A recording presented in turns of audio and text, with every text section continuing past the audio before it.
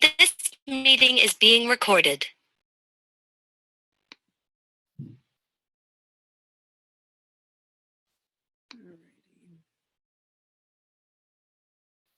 Are you able to see the presentation? Yes, no?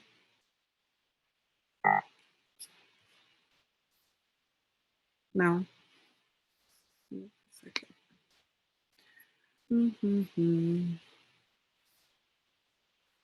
I'm having a little technical difficulties with sharing screen.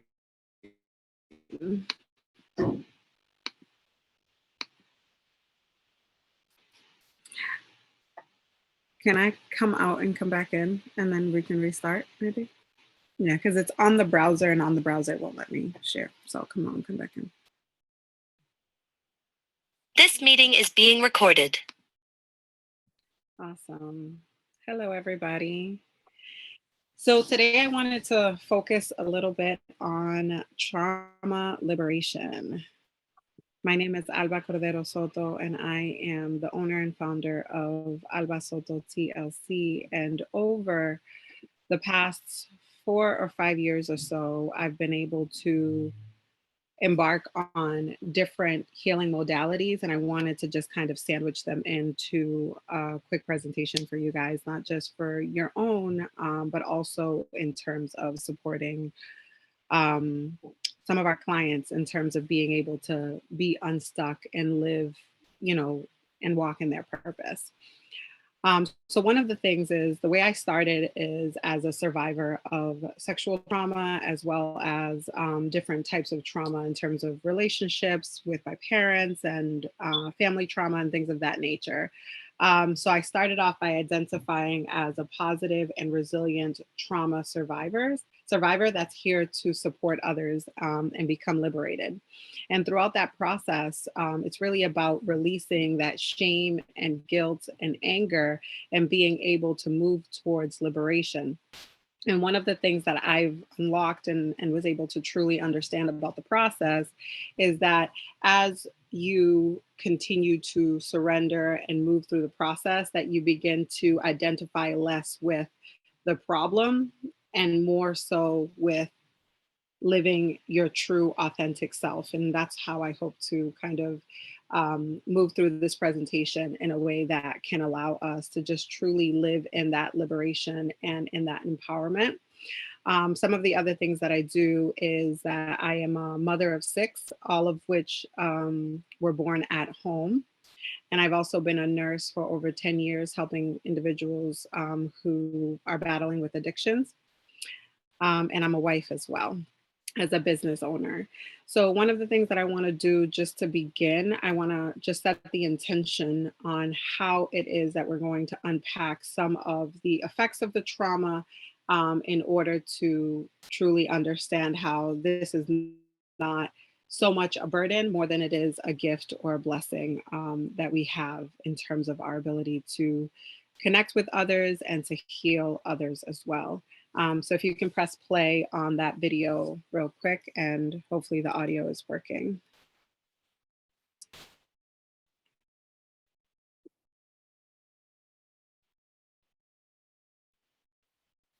Can everyone hear that? I can't hear it.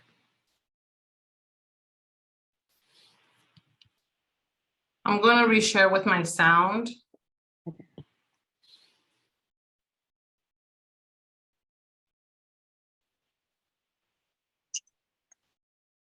To marinate Cortese and your challenges are just the ingredients that God, the cosmic chef, is using to season you, to marinate you, to spice you up, to soften you, to humble you, to dissolve your ego, to grill you. God is preparing to serve you to the world, but you have to be ripe. It took Mandela 27 years. It might take you a few months or a few years. And so, if you're going through a dark moment, keep the faith. You are being prepared. Caterpillar, into a butterfly. Keep going.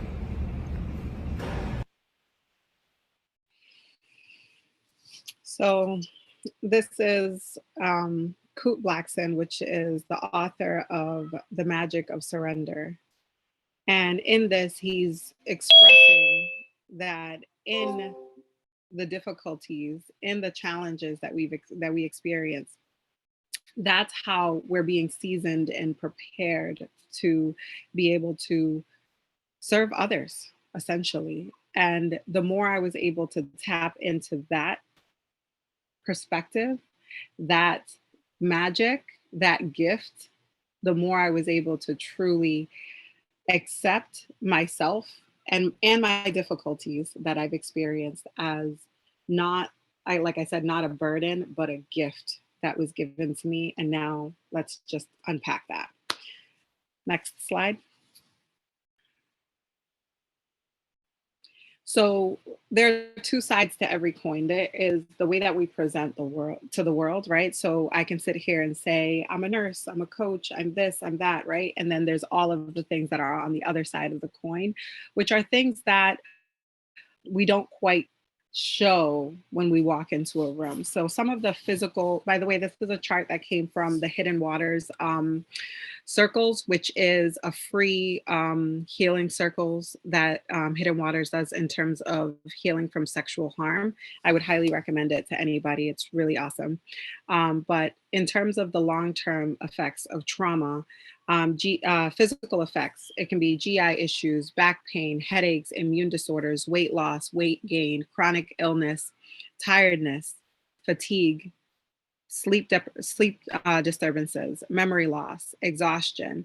Some of the emotional effects, depression, anxiety, stress, dissociation, anger bombs, obsessive thoughts, intrusive thoughts, suicidal ideation, low sense of self-worth, manic or distracted, unfocused or hyper-focused.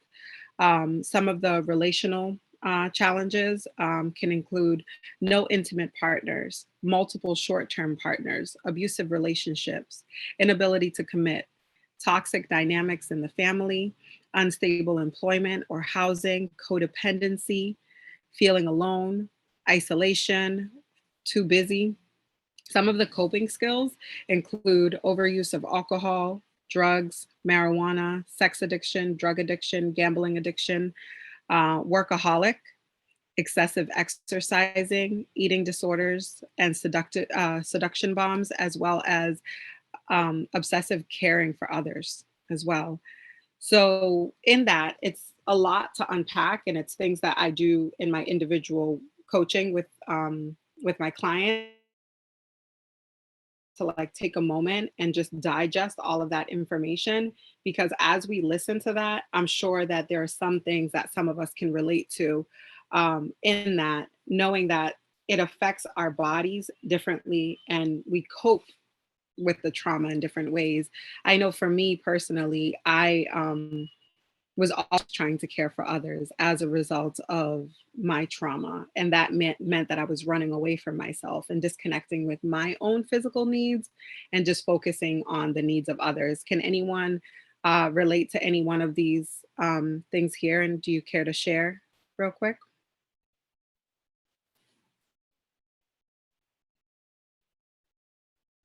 Alba, I think You just can like unmute you, yourself and speak. can you hear me, Alba? Yeah. Yeah, I think just like you know, the obsessive caretaking of others, like to the point where like I didn't think it was obsessive. But then I realized it and I'm like, oh, okay. That's what I learned to do. So definitely that, the caretaking. Mm-hmm. Did anyone else want to share?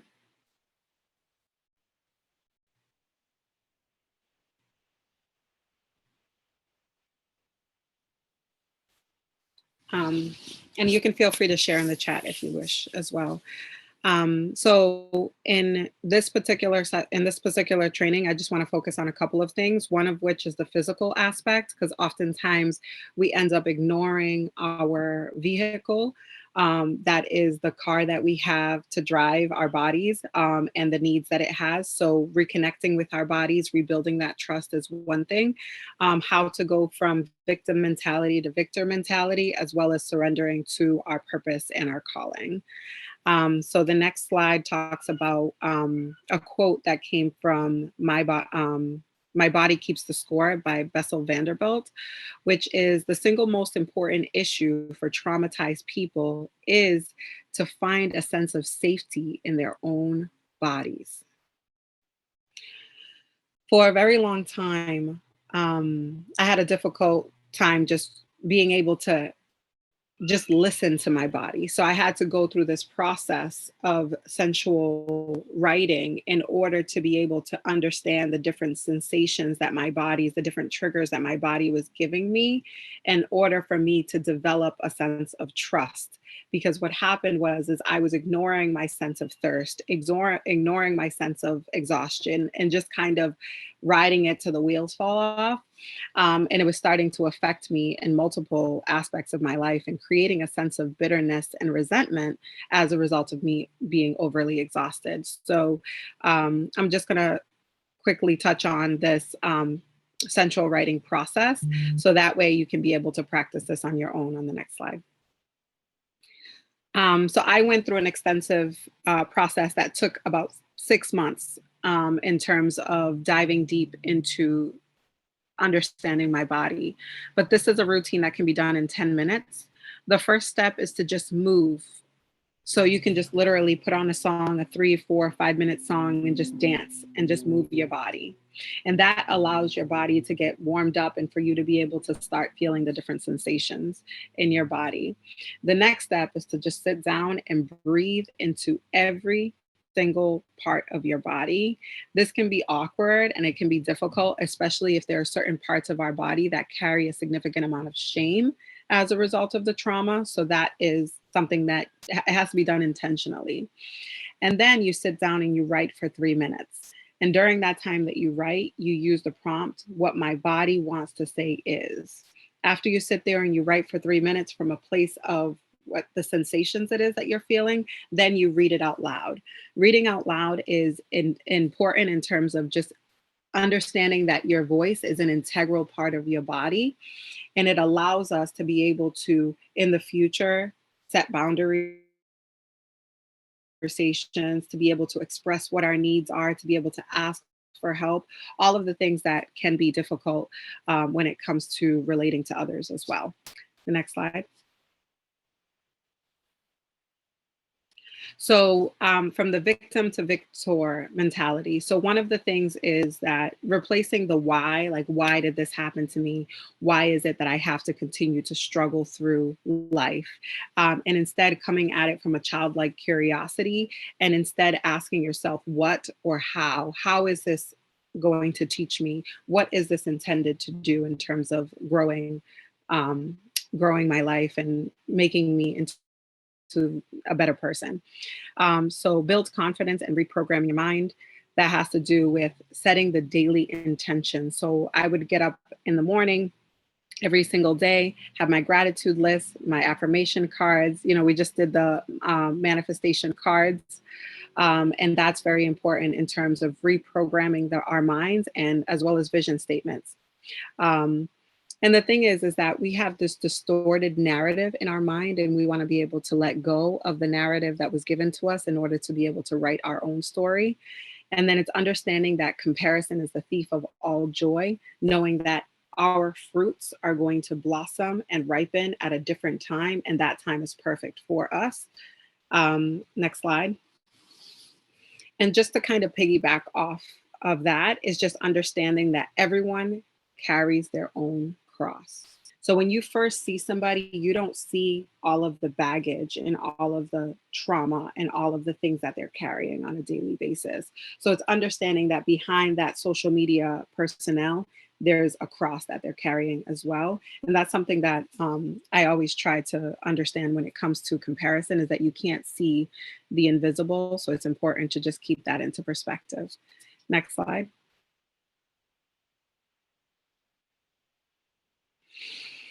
So trauma affects how we relate to ourselves and to others. One of the things that I did a lot of work on was my inner child and understanding that my inner child is all of my emotions personified.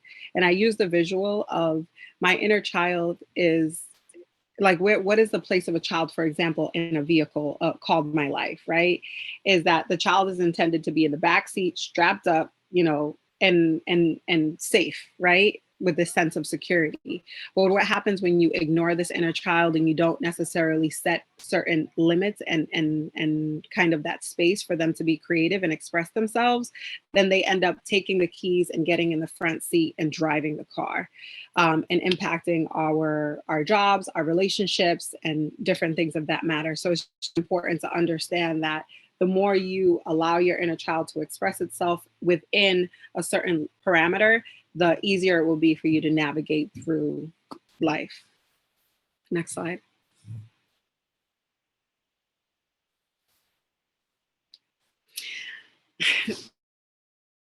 I try to truly understand is that relationships, every single relationship that we have is either a mirror or a trigger. And it's very easy to point fingers and just say, this person's a trigger, and this person's a trigger, and this person's a trigger. And as a result, I'm just going to dodge and duck and dodge and just kind of avoid all these triggers because, you know, my mother is triggering me right now, my cousin, my this, my that. But it's important to understand that as we look at our relationships and analyze them, that it's actually more often than not a mirror. And we're sitting here trying to avoid somebody that's actually a representation of something in us that's trying to evolve and grow. So being able to be open to the idea that this person is actually mirroring something in me that wants to evolve. And then we can go to the next slide so you can just kind of see another visual of that. So the next slide is me in the boxing gym, the boxing ring. And it's understanding that what we fight strengthens and what we resist persists. So for a long time, I was resisting a relationship with my father because I felt like he's a trigger for me. And then the more I actually embraced this relationship with my father, the more I understood he's more of a mirror than not. Therefore, this is actually teaching me a lesson about how I can relate to others and how I can be more just patient, right? Be more loving, be more kind, as opposed to in this state of rage in terms of when I'm in a rush, next thing you know, this rage response comes out. And I had to understand and unpackage that. So the only way to do that is to allow these people close enough to you for you to be able to see these blinders. Next slide.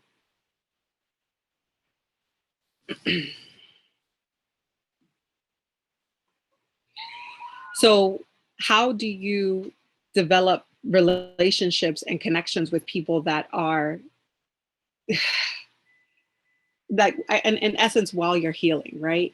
It's really being able to lead with empathy, understanding that each person has their own trauma that they're taking on from their parents and their parents and their parents' parents, and that each person is doing the best that they can with the resources that they have, and being able to imagine and envision the pain that they're carrying and why it is that they're actually engaging in a very toxic way, can help to be able to create more tolerance and create more empathy and space for developing a relationship with our families, with our spouses, with our children, and things of that nature. So just leading with empathy is kind of the key. Next.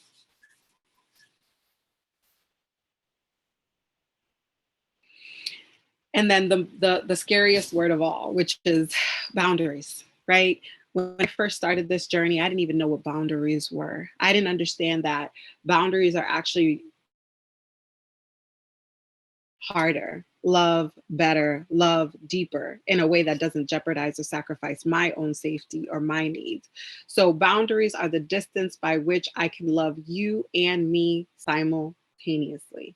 And by me saying no to you, I'm actually saying yes to myself. and being able to balance that, right? So while engaging in these relationships that are possibly triggering, it's important to be able to practice setting boundaries and building that muscle up. Next slide.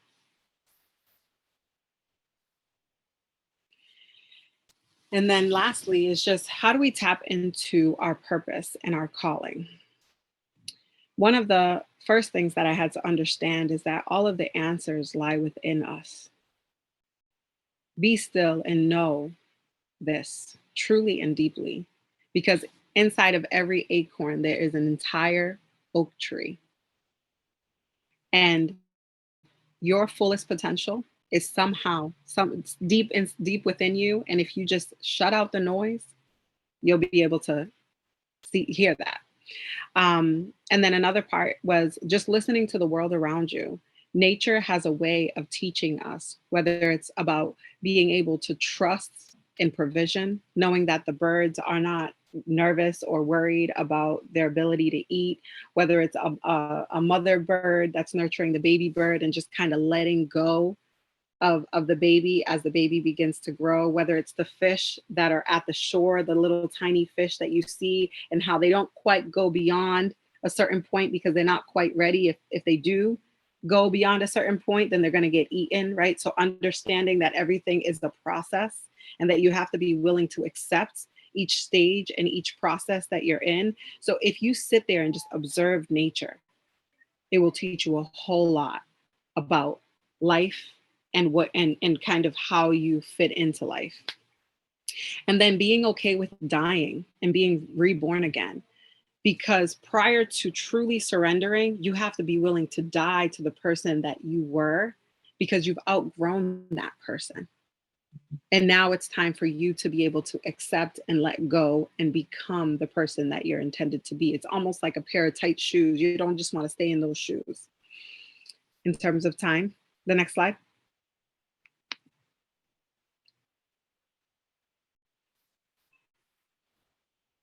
Okay.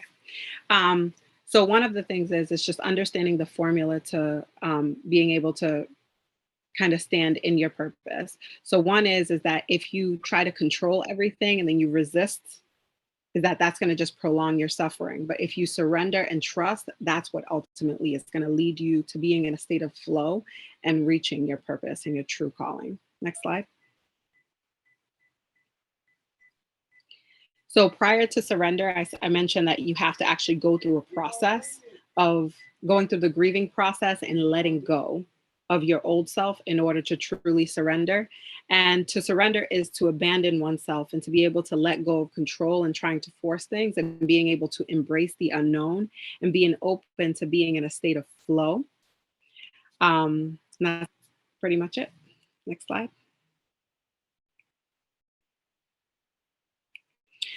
And then the last thing that I want to say is just important for you to always, always, always lead with grace. Grace for yourself, grace for others, and grace for the process. Because if you're able to just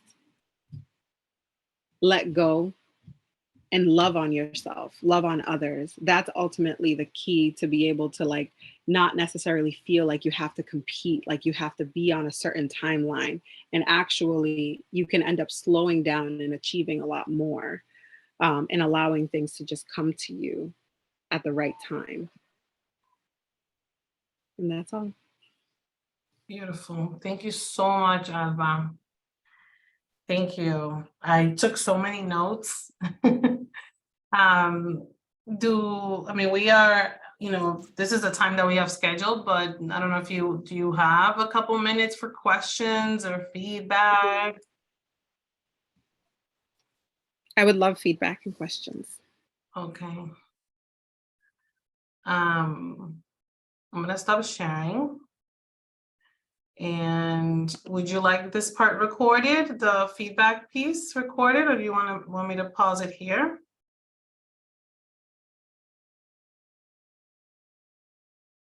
Alba? You can cut it off here. You can stop here, okay.